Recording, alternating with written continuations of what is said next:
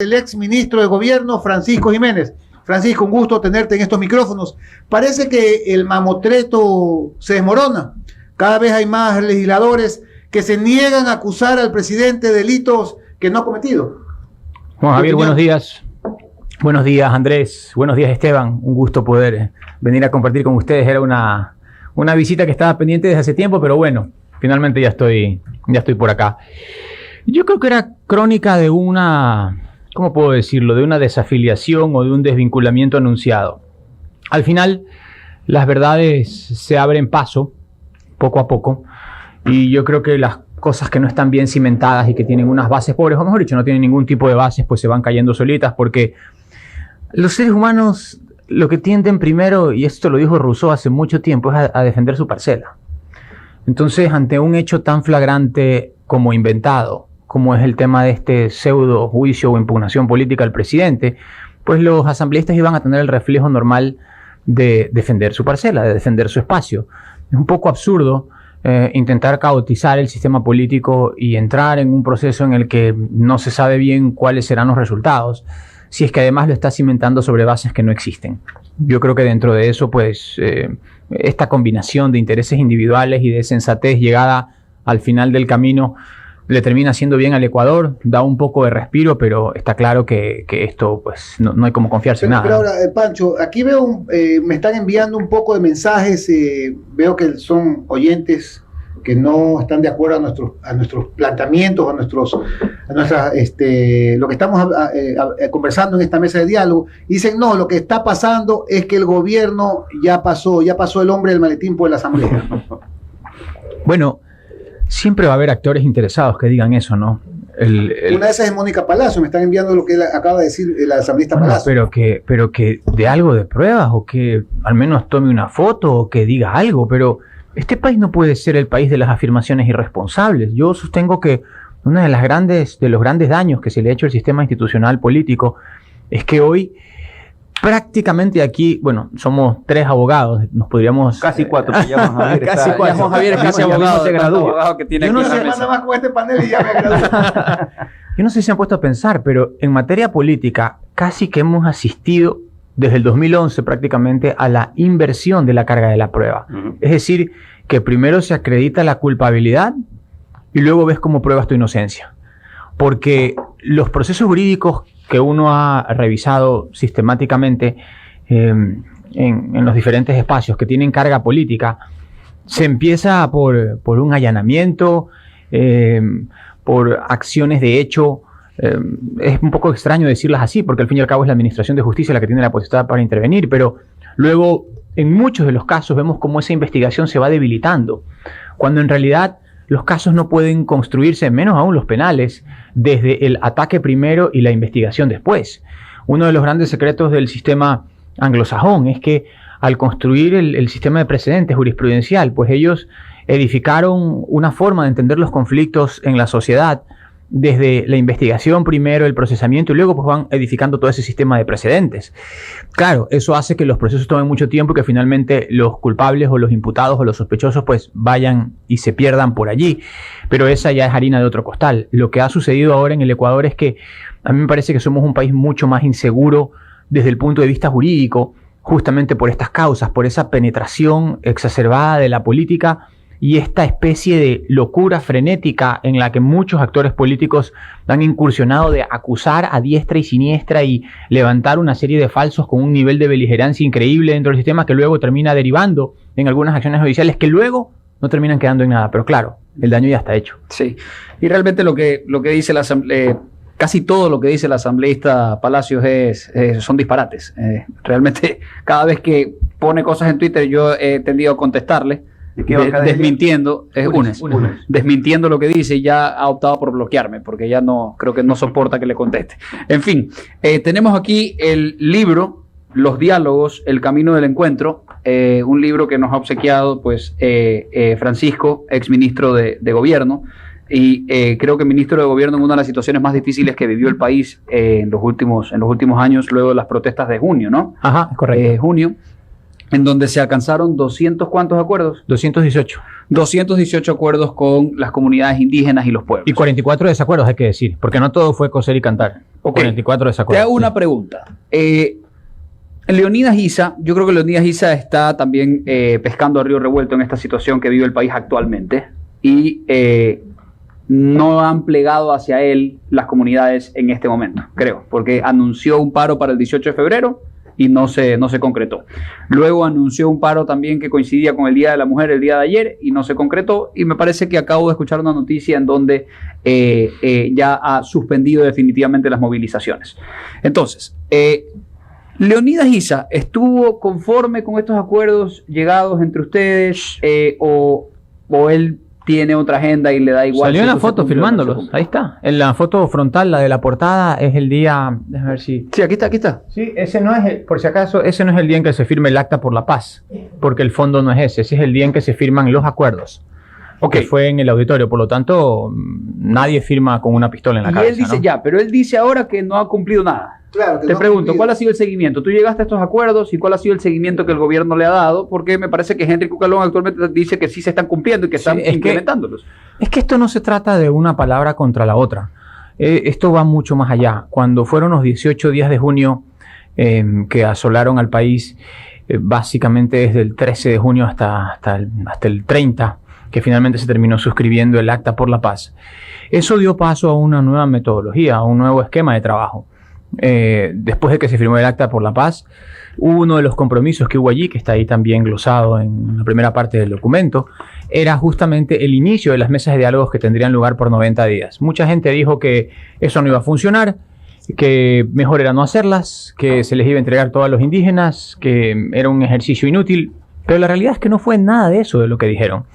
Fue un ejercicio que después de esos 90 días derivó en octubre del 2022 en la firma del documento del Acta de Acuerdos y Desacuerdos, en octubre del 2022, que suscribió 218 acuerdos, no me los sé todos de memoria, pero por ejemplo fueron 55 en derechos colectivos, 14 en empleo, 34 en materia de seguridad, 43 en tema de salud, 5 en tema de control de precios, 4 en tema de subsidios, porque hasta en subsidios hubo 4 acuerdos, todo eso está consignado en el libro que les acabo de entregar, y de allí empezó un proceso de implementación. Nosotros en el Ministerio de Gobierno, luego de estar en esos 90 días ya impulsando la forma de llevar a cabo un proceso racional, nos pusimos a pensar, ok, ¿y cómo vamos a hacer para implementar estos acuerdos? Y nos dimos cuenta que había 4 categorías de acuerdos que también están consignadas ahí en el libro. Los acuerdos que exigen una acción normativa del Estado, los acuerdos que exigen un trabajo conjunto con las organizaciones, los acuerdos que exigen tomar decisiones y celebración de convenios con las organizaciones y los trabajos que son puros y duros en territorio.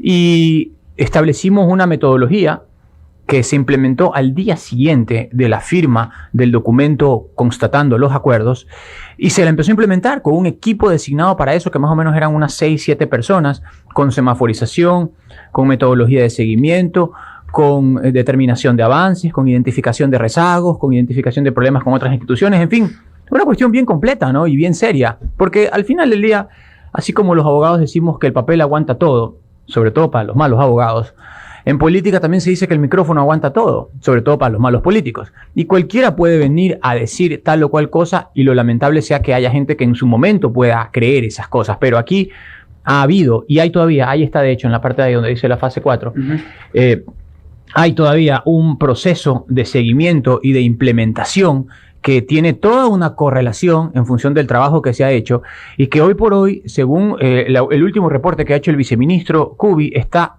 aproximadamente el 83% de cumplimiento. ¿Cuál es el problema?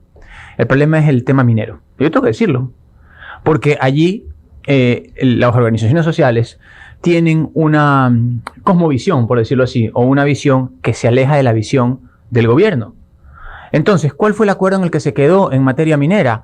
Que había 14 o 15 bloques que iban a entrar en moratoria, es decir, no se los estaba explotando, estaban mal hechos los proyectos, etcétera, que es lo que se ha mantenido, porque el ministro Santos lo ha mantenido, y que la otra actividad extractiva que ya se venía implementando iba a continuar conforme a los parámetros establecidos, y que para las futuras el catastro minero solo podía reactivarse en el momento en que haya consulta previa, libre e informada, que es un trámite que está siguiendo la Corte Constitucional en conjunción con la Asamblea y que supone algunos pasos. Esa es la verdad.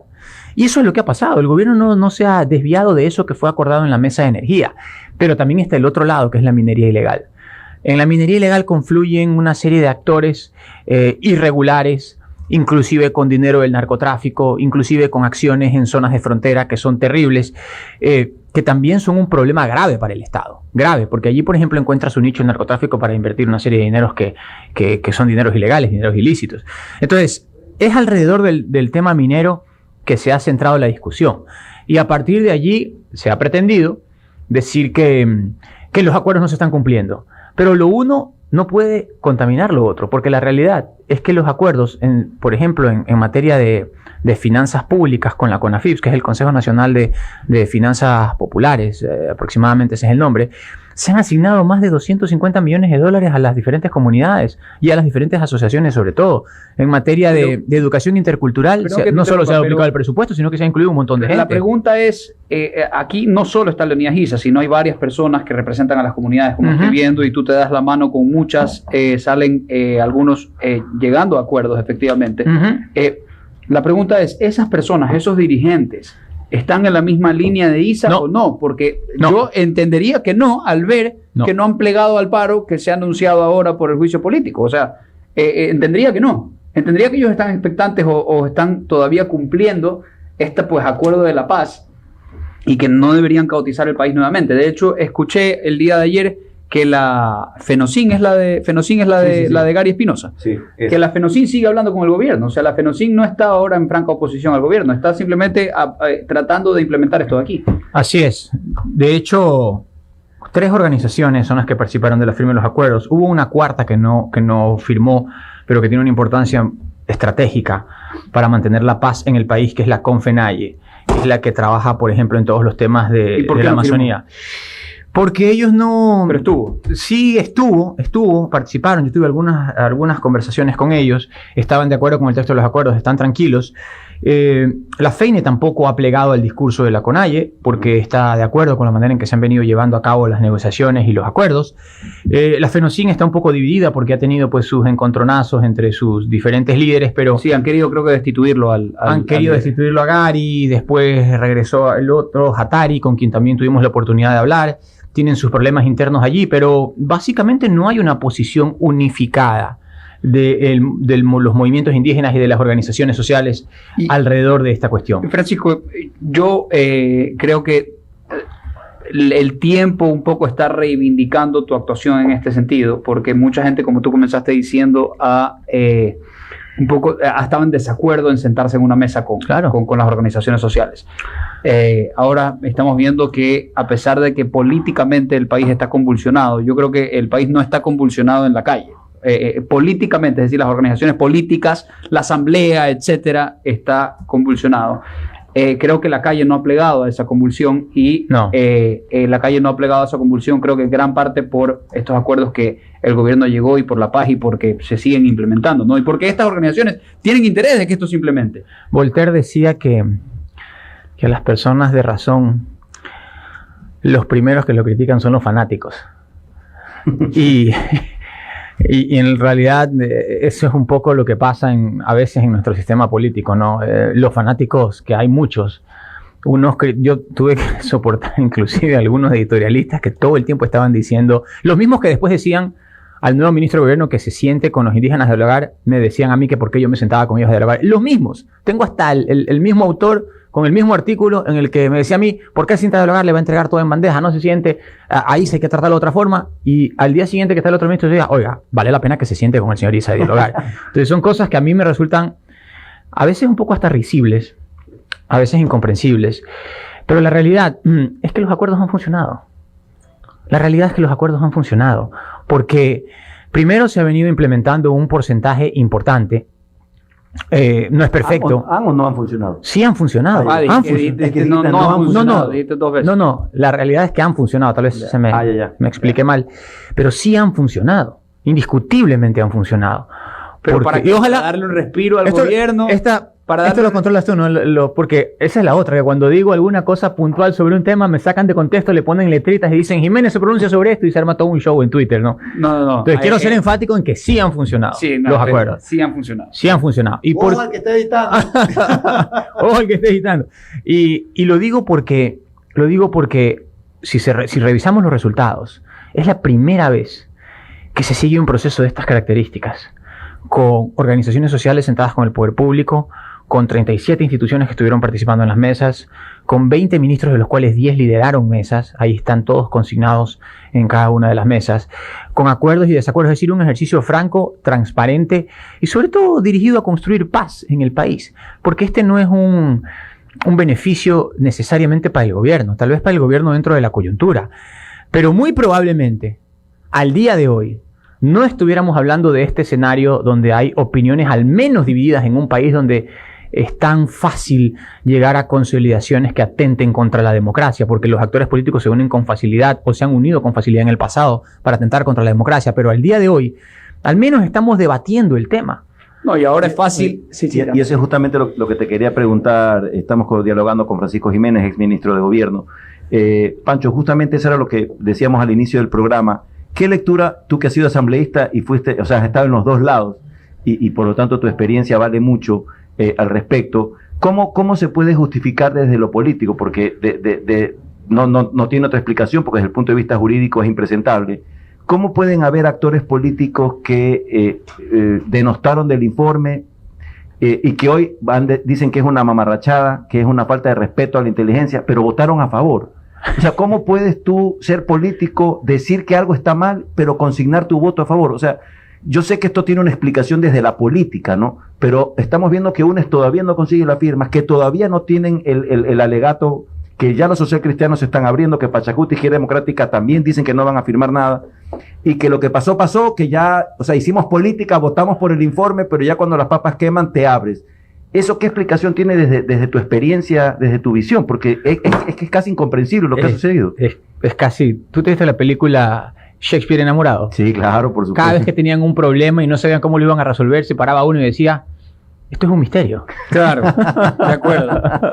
Jeffrey Rush. Exactamente, Jeffrey Rush. Exactamente. ¿Te acuerdas que decía? Esto es un misterio, no sé. It's a mystery, sí. Entonces, yo ahorita, lo que tú me preguntas, no tengo respuesta.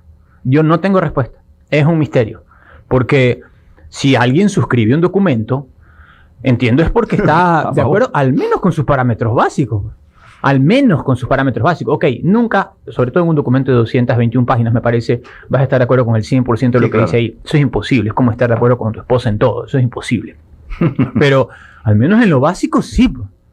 En lo básico nos ponemos de acuerdo y el resto vemos cómo vamos estableciendo ahí una hoja de ruta más o menos consensuada. Al menos ese ha sido siempre un principio de comportamiento mío básico. ¿Cuáles son las cosas esenciales sobre las cuales tenemos o no vamos a estar de acuerdo? Pero aquí, sobre lo esencial, digamos que estaban de acuerdo y luego cuando llega el momento de suscribir eso, dicen, no, la verdad que mejor no. Porque al final del día, la razón no pide fuerza. Exactamente. Al final del día, la razón no pide fuerza. Y tú sabes cuando estás intentando sostener algo que no es sostenible, que no tiene parámetros. Y además, cuando el hecho de sostener ese algo corre el riesgo de dejarte sin trabajo, es peor todavía. Porque es que es verdad, al final los seres humanos dicen, ok, yo puedo sostener la estupidez, pero hasta el momento que no me toque mi bolsillo. Claro, porque si es que el juicio político pasa al dictamen de admisibilidad de la Corte Constitucional, el presidente manda inmediatamente la muerte cruzada. Pues Francisco, ¿es la movilización indígena la carta que el correísmo tendría bajo la manga para intentar sacar del poder a Lazo? Siempre se ha especulado, y yo también lo viví, cuando estuvimos en el ministerio, se especularon con esos niveles de vinculación entre todos estos actores, 7, 8 actores. Unos estaban en la calle tirando piedras, otros estaban tirando bombas molotov, otros estaban marchando pacíficamente, otros aparentemente estaban podían haber recibido dinero del narcotráfico, otros estaban buscando asusar y generar condiciones. Era una kermés de intereses ocultos. Algunos tenían la tesis de que, y esas eran unas discusiones que teníamos, ¿no? Yo tuve esa discusión varias veces. Algunos tenían la tesis de que todos estos actores estaban actuando de manera concertada y con un nivel de alineamiento muy alto para producir un resultado que era la caída del gobierno. En junio sí hubo razones para pensar eso. ¿Por qué? Porque coincidió un proceso de destitución en la Asamblea con unas marchas beligerantes en la calle, y también un intento de proceso de revocatoria del mandato dentro del Consejo Nacional Electoral. Sí, ¿Hasta dónde ellos tres estaban perfectamente concertados o el uno pescó a río revuelto? Es algo que nunca se terminará de saber, porque necesitas un condumio de conversaciones y de información ahí que te permita sacar cuestiones contundentes. Pero en política a diferencia de lo que sucede en el mundo privado, y esto es súper importante, tú tienes que decidir con información fragmentaria. Tú nunca decides con información completa. En un caso, regresando al tema de los leyes, a mí siempre me critican porque mezclo el tema político con el jurídico, porque están medio... Pero eres abogado. Están muy ligados. Entonces, es casi un reflejo natural. Así es. En la diferencia con el mundo del derecho es que uno analiza el caso, establece el caso, ve cuáles son los cabos sueltos, ve cuáles son las fisuras del caso, y luego dice, ok, mi posición es esta, en función de lo que has revisado, y defiendes esa tesis. Pero tienes un porcentaje de información que te lleva a tener una certidumbre sobre lo que estás defendiendo, 80, 90%, pero no hay verdades absolutas tampoco. En política no es así. En política hay dos cosas que pasan. Primero, siempre tienes que decidir con información fragmentaria. Siempre. Y a veces es de 30% de información, 35, 40% de información, lo cual significa que te toca confiar mucho en tu instinto. Y la otra, siempre hay un intento de apoderarse de la mente de los tomadores de decisiones, porque todo el mundo te habla al oído con lo que considera es su verdad. Y su verdad a veces es una tramoya de mentiras. Y son cosas inventadas. A quienes más les pasa es a los presidentes, porque todo el mundo les habla al oído. Unos con verdad, otros con mentira y otros mezclando hechos ciertos con hechos mentirosos. Eso sucede en todos los presidentes, en todos los escenarios políticos y en todos los países. Entonces, es muy complejo, distinguir lo real de lo ficticio y sacar conclusiones y decisiones comparten eso. Ese, por ejemplo, para mí fue uno de los mayores desafíos mientras yo estuve en el Ministerio de Gobierno, tratar de siempre establecer de qué mismo estamos hablando y si es que es real eso que estamos pensando para tomar decisiones, ¿no? El presidente tiene este cuarto de guerra donde consulta a diario, a primera hora del día, donde dice, bueno, ¿qué camino a seguir? Te pregunto esto porque, escuchándote, a veces yo siempre, hace 15 años, leí en la revista Semana, me acuerdo, el síndrome de Ubris. Y siempre recuerdo esto al que puedo, a cualquier gobernante, sea prefecto, alcalde, ministro, a cualquiera que esté al frente de un cargo público o al frente de una empresa, el síndrome de Ubris, que se marean cuando llegan al poder. ¿Cómo es el círculo íntimo, este cuarto de guerra del presidente? ¿O no lo tiene? Sí lo tiene, pero yo ahorita, por ejemplo, que ya estoy fuera, no puedo especular sobre lo que tiene ahora. Yo puedo decir sobre lo que tenía antes. Por ejemplo, en el tema de las marchas. Y esto estoy trabajando un libro sobre los días de junio, ¿no? Que espero sacarlo próximamente en unos 2-3 mesecitos y por supuesto los invitaré al lanzamiento. Pero una de las decisiones que me parecieron claves en el tema de las marchas, cuando fue lo de las marchas, es que el presidente tomó la decisión de hacer un cuarto de crisis, un comité de crisis, en el cual estábamos más o menos unas 13, 14 personas. Entre los funcionarios relacionados con el tema de la política, los generales al mando, la gente de inteligencia, el EQ911, en fin, éramos unas 11 personas. Nos reuníamos en la mañana y en la tarde y tomábamos decisiones. Y me pareció un ejercicio súper interesante desde el punto de vista de la política pública, porque confrontábamos multidisciplinariamente todo. Yo, por ejemplo, informaba de cómo estaban las negociaciones y los contactos que tenía con el mundo indígena y quiénes me parecían que eran actores serios y quiénes no, porque lo primero que hay que hacer es que tú no puedes conversar con cualquiera.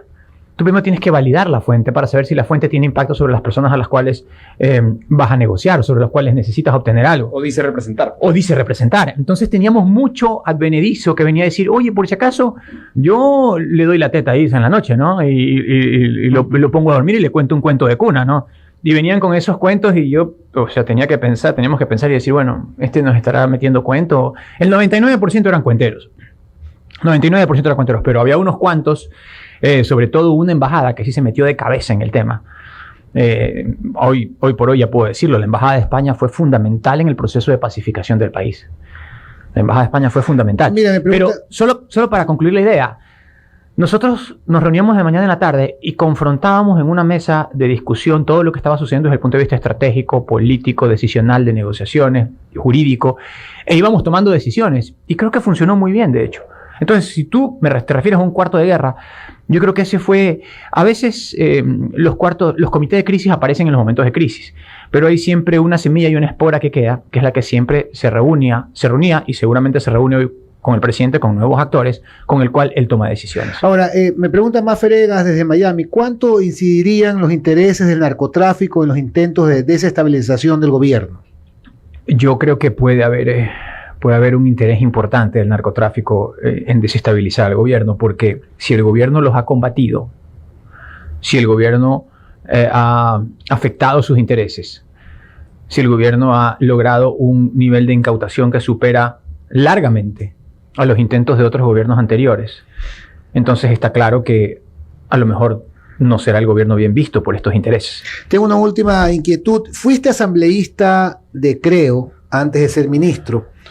¿No crees que a la bancada de Creo, Francisco, le falta un vocero de peso, alguien que comunique? Porque yo no veo una voz oficial dentro de la asamblea y que haga conexión con el pueblo. Y es fundamental, porque sabes que al día de hoy parece que Creo ya no existe. Es que, lo que pasa es que si llego a decir algunas afirmaciones esas, después me van de nuevo a glosar y esto, y van a decir, mira cómo lo ataca este que es nuestro. Y por eso tengo que andar conceptualmente, ¿no? Yo creo que, conceptualmente, primero, no es sencillo hacer conexión con el pueblo, porque uno tiene que caminar mucho, recorrer mucho, hacer mucho territorio, y para poder interpretar los intereses populares. Eso no es sencillo, es algo que se logra con mucha majada de lodo. Entonces, cuando estás en la asamblea, a veces la dinámica de la asamblea te sumerge un poco y por eso pues las cosas cuestan, número uno. Número dos, nosotros tenemos un jefe de bancada que para mí lo hace bien, que es Juan Fernando Flores. Él lo hace bien, es un buen jefe de bancada. Tiene una comprensión del tema legislativo, tiene una experiencia del tema legislativo. El mundo de la asamblea no es fácil y sobre todo hay otras cosas que no es sencilla. Cuando tú eres gobierno y entras con un bloque de 12 asambleístas en un universo de 137, estás muy complicado. Muy complicado. Porque, y esa es otra, por ejemplo, para mí, de las grandes enseñanzas que ha dejado esta etapa en la que he sido asambleísta y ministro de gobierno. Si vas a ser gobierno, más vale que tengas al menos 30 asambleístas. Porque si es que no los tienes, vas a estar muy complicado el resto de tu gestión. En el caso, por ejemplo, creo que Borja fue el único en la historia política reciente que tuvo en su primer periodo la presidencia y la mayoría en la asamblea. No sé si con alianzas o exclusivamente. Había elecciones intermedias. Claro, tuvo los tres poderes. Él tuvo los tres poderes. Estuvo en las elecciones del midterm y ahí perdió la mayoría. Pero al menos tuvo 2 años para poder planificar. De hecho, siendo un presidente socialdemócrata, es el primero que hizo la reforma laboral. Y tributaria. Y la reforma tributaria. Así es. Entonces, estas cosas que a veces uno se olvida o no las ve de forma tan evidente, pero las siente y dice, ¿qué es lo que está pasando aquí? Tú las analizas, o al menos yo que, usted sabe, don Andrés, que a mí me gusta, tal vez no hablar tanto, pero sí ver un poco cómo se desarrollan las cosas. Y yo sí me di cuenta de este problema que tuvimos desde el día 1. Totalmente, sí. Desde el día 1, porque, claro, mucha gente pensó que no íbamos a hacer gobierno, porque también remontar 32 puntos en una elección de segunda vuelta es algo que no se ha visto. Histórico. No se ha visto en la historia reciente del país, ni en la antigua tampoco. ¿Cuántos asambleístas sumaban con el PSC al principio, antes de que se caiga la alianza? Bueno, uno vino con nosotros inmediatamente cuando ganamos, o sea que podría decirse que éramos 13 más 14 del PSC, 27, 28 asambleístas. Bueno, tampoco llegaban a 30, pero tampoco hubieran tenido un bloque más o menos. Sí, tampoco llegábamos a los 30, llegábamos a 27, 28, que era un número bastante interesante, de todas maneras, nos daba una aceptabilidad, pero bueno, ustedes ya saben qué fue todo lo que pasó allí en ese momento, ¿no? Ahora, la atomización de la asamblea no se va a solucionar casi nunca, a no ser que tengas una figura presidencial bastante fuerte como la tuvo Correa, porque las elecciones asambleístas son en la primera vuelta. Ese es un gran problema. Sí, y ya para terminar. Solo en este tema, en la consulta ciudadana, yo propuse la elección en segunda vuelta. Tuvimos una discusión acalorada, hay varias discusiones con algunas personas que discrepaban de esa tesis, pero la propuse. Para mí era una de las preguntas fundamentales que tenía que ir la de la elección de asambleístas en segunda vuelta. No la gané, la perdí. Finalmente, y el gobierno perdió todas las preguntas. Ya sabemos lo que pasó con todas las preguntas, pero a mí me parece, y yo coincido contigo, Esteban, era una de las preguntas fundamentales, porque mi tesis era que en un país como este, que es estructuralmente heterogéneo, porque somos heterogéneos, la diferencia con Perú, que tiene una configuración sociopolítica, racial similar a la nuestra, es que Perú sí concentra mucho en Lima y Callao, pero la parte de atrás del país se queda bastante abandonada. Aquí no. Aquí tienes un país disperso, más o menos como la provincia de Manabí, que no tiene grandes centros urbanos, pero es un territorio grande y con mucha gente esparcida en el área rural. Entonces, eso condiciona tu forma de hacer política. Pero a lo que yo voy es que en un país que es estructuralmente heterogéneo, tú tenías que buscar concentrar. Y a mí me parece que una de esas estrategias de concentración era lo de la segunda vuelta. traté de explicarlo así, finalmente no ganó esa tesis. Pero yo creo que es un tema que todavía se tiene que construir porque es muy difícil, es verdad, Esteban, es muy difícil lograr tener un posicionamiento como partido nacional en todo el territorio. Para mí, solo 2 partidos lo han logrado. En su momento la ID, que sí fue un partido nacional, y después el correísmo, bajo la figura aglutinante de Correa, pero con otras lógicas. Para mí lo más... y con el método DONT, que es diferente. Sí, y nosotros obviamente también, como Movimiento Creo, por supuesto, hemos estado allí a nivel nacional, pero creo que nos falta hacer muchísimo más trabajo en territorio para tener ese nivel de consolidación. Una última inquietud de mi parte es tu lectura final de este desenlace de pseudo juicio político. Cómo veo que la gente se está desencantando poco a poco, la posición del gobierno se está robusteciendo, la opinión pública y los juristas, la opinión de los abogados ha sido bastante poderosa en contra de todo lo que ha venido sucediendo. ¿Cuál es tu feeling? ¿Qué crees que va a suceder en los próximos días? Ya has dado tu experiencia también en la Asamblea, ¿no? Yo creo que las aguas van a bajar. Yo creo que la oposición va a continuar en su esfuerzo de ir minando y picoteando todos los días al gobierno por algo o por algún tema. Creo que ellos no van a bajar los brazos, van a seguir tratando de buscar esa oportunidad. Creo que el capítulo de lo del Gran Padrino, tal como lo han interpretado ahora, está prácticamente cerrado. Uh-huh. Creo que está prácticamente cerrado. Habrá que ver qué es lo que dice la Fiscalía en su momento. Habrá que ver qué es lo que dice la Fiscalía en su momento, pero creo que ese capítulo desde el punto de vista político está prácticamente cerrado. Yo creo que la mayor contribución de las mesas de diálogo es la paz que vemos hoy. Uh-huh. Porque que ya se discuta si las mesas funcionaron o no, o si se llevaron a cabo los acuerdos o no, ese, para este país, es un avance enorme, enorme, que tal vez ahorita no se lo ve, ni se lo sopesa. Pero bien dice Esteban, con el tiempo, eso es algo que va a adquirir cada vez más fuerza. Y hoy por hoy nos brinda esa oportunidad de paz que buscaba el Ecuador. Entonces yo creo que las cosas deberían tranquilizarse. El asedio no va a parar, porque el gobierno del presidente Lasso ha estado bajo asedio durante mucho tiempo y yo creo que va a seguir durante los 2 años de mandato. Pero habrá que estar muy atentos y seguir trabajando sobre esta línea de respeto a la institucionalidad y a la separación de Muchísimas poderes. Gracias a Francisco Jiménez, exministro de Gobierno.